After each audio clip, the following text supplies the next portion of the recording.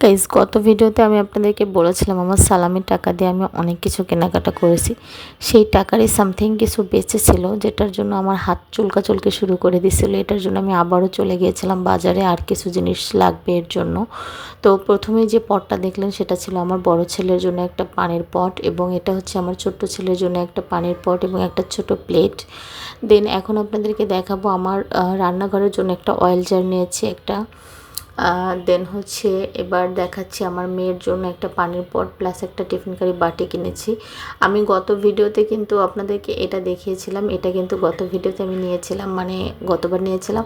আর এখন কিন্তু আবারও আমি আরেকটা পানির পটের সাথে একটা টিফিন কারি বক্স নিয়ে আসছি। আমি কিন্তু কয়েকদিন আগে একটা স্প্রে বোতল নিয়েছিলাম তেলের জন্য, এখন কিন্তু আরও একটা নিয়ে আসছি আমার মেয়ের জন্য।